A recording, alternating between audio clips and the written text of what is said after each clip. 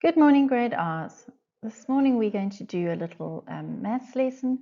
We're going to be learning about something called ordinal numbers. Now I hope that at home that you've all been practicing counting. I hope that you've been practicing writing your numbers and that you've been having lots of fun playing different maths games. So today's lesson, ordinal numbers. So what is an ordinal number? Sounds like a really big word, but it's actually really very simple. All it is a number that tells the order or the position of something. So if we were talking about the days of the week, we would say that the first day is Sunday, the second day is Monday, the third day is Tuesday, and so on. So those words, first, second, and third, those are what we would call ordinal numbers. So I have a story here for you. It's the story of the enormous turnip, which you're going to watch a little video now, and then we'll talk some more about ordinal numbers.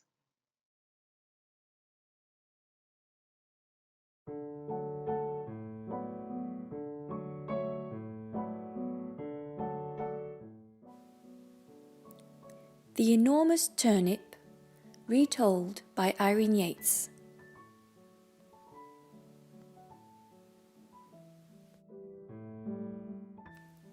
Once a man came out to his garden with his turnip seeds and his hoe.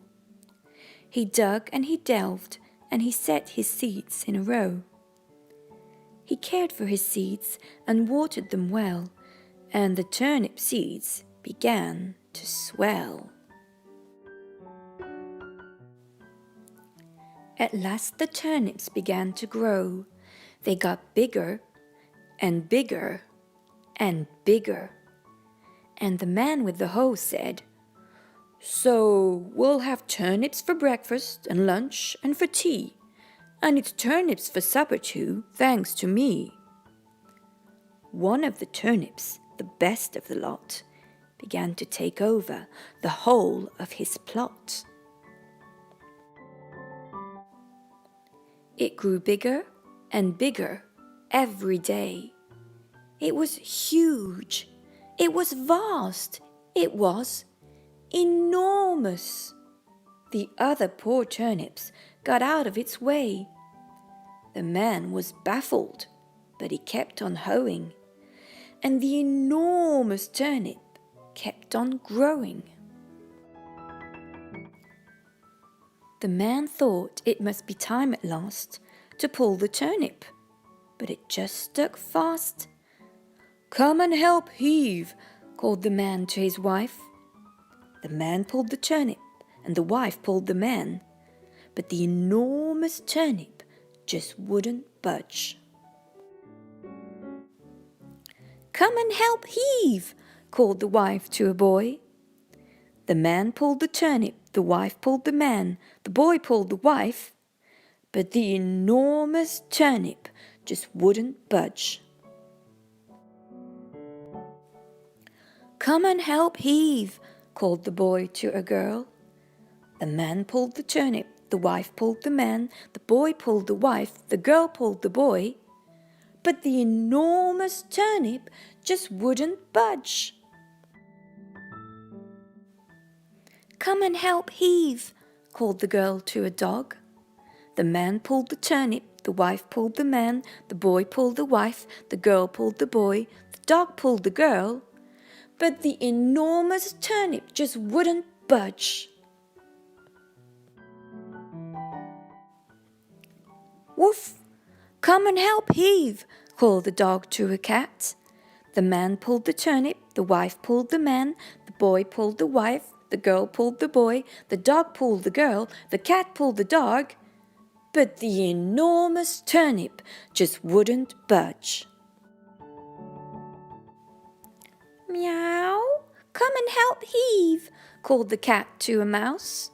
The man pulled the turnip, the wife pulled the man, the boy pulled the wife, the girl pulled the boy, the dog pulled the girl, the cat pulled the dog, the mouse pulled the cat, and the enormous turnip shot right out with a thud and a thwack and a thump and they all fell back with a bump, bump, bump. Meow. Then it was turnip for breakfast and lunch and for tea, and turnip for supper, and oh dearie me, the turnip's so good that they can't get their fill, and it's just so enormous, they're eating it still.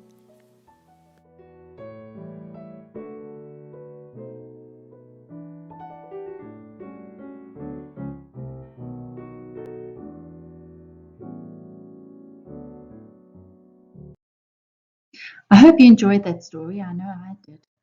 You can see that the characters in the story all lined up to help pull that enormous turnip out of the ground. Let's count the characters in the story. The man, number 1. His wife, number 2. The boy, number 3. The girl, number 4. The dog, number 5. The cat, number 6. And the mouse, number 7. 7 characters all in a line. Now, if we were to talk about the ordinal numbers, we would say that the man was the first in the line. His wife was the second. The boy was the third. The girl was the fourth. The dog was the fifth. The cat was the sixth. And the mouse was the seventh. So all those numbers, first, second, third, fourth, fifth, sixth, and seventh, are ordinal numbers. Now we're going to look at how we could write those numbers. So first, when we write it using a number, that's how we write it. And there you can see the word first. We have first, second, third, fourth, fifth, sixth, seventh. If we had more numbers, if we were counting, if we weren't talking about the story and we were just counting to 10 or counting the ordinal numbers to 10, we would carry on from 7th, 8th, 9th, and 10th. Well, I hope you enjoyed that story and that you'll remember first, second, third, fourth, and so on. Now, what I'm going to show you is how to make some puppets so that you can tell the story all by yourself. Here are my puppets that I made. There's the man, his wife. Do you remember who came next? Yes, it's the little boy. After the little boy came the little girl. Then the dog. Then the cat. And there's one missing. Do you remember who? You're right. It's the little mouse. Now there's my little mouse, and I'm going to show you how to make the puppet. So what I did was I looked in a magazine for the picture of the little mouse. All right, you can see here were some pictures when I was looking for the family. All right, you can see that I took the magazine picture and I tore the page out. Remember, just like we practiced in class, instead of trying to cut it out of the magazine, ask mom or dad to help you tear the page out of the magazine, and then it makes it much easier to cut using a smaller piece. So you would cut this. Now you don't have to worry about that big page. You can just cut out the smaller piece of paper that you have there. All right, so we would use that if we were going to make a little girl. So what I did then, I got my mouse, I stuck my mouse onto a piece of card. Look, I used an ice cream cone box. So you could use anything like that, anything with stiff cardboard. I've stuck my picture down using my glue. And now I'm going to cut out my little mouse. Okay, I've got a nice small picture, nice and easy to work with. I'm not going to cut his tail off. Let's try to keep his tail on. Because he's so tiny, I'm just going to cut around like this. so that we don't cut any of his body off. Right, there he is.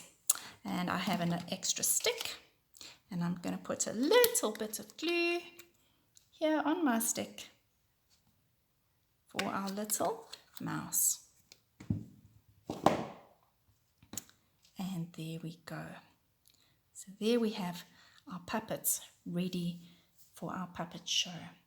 What I also did, boys and girls, is I went through magazines and I found some numbers. Here's a magazine. You can see here, look. Lots of big numbers. All right, there's a number 6. So I did the same thing. I cut it out. I pasted onto my cardboard, and then I cut out some squares to make some numbers. Here are my numbers. I didn't do all of them, just did some of them, but you can see there. Now I have my very own number cards. All right, so I've only made numbers 1 to 5, but they are in the wrong order. Shall we put them in the right order? First we have number 1, number 2, number 3, number 4, number 5, and then, like I said, I haven't made all of them. You could make your 6, 7, you could even make up to 10 if you wanted to, and that would be really good for when you practice your maths and your counting. All right, boys, I hope I've given you some ideas. You must have fun making your puppet show. And we forgot the turnip. I'm going to pause the video, and then I will show you how we can make a gigantic turnip.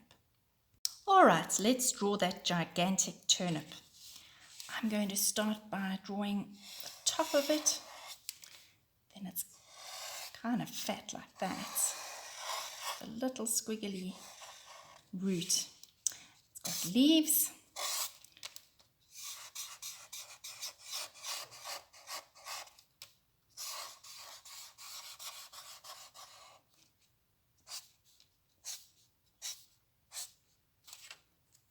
All right, and then you can color it in. I'm not going to do all of it, but you get the idea. You're going to color it in beautifully. And you could put some purple on the top if you wanted to. And there you have your gigantic turnip, which you could then cut out and also put onto a stick for your story. Have fun, be good, and we'll chat again soon. Bye. Right, boys and girls, that's all for now. I hope you enjoyed it. Thank you for watching, and good luck with your puppet shows. I hope you enjoy telling the story. You could even record it and send it to your granny or grandpa or your cousins who are maybe staying somewhere else during lockdown. So have fun with that, and try and remember to include those ordinal numbers when you're telling the story. Enjoy it. Bye for now.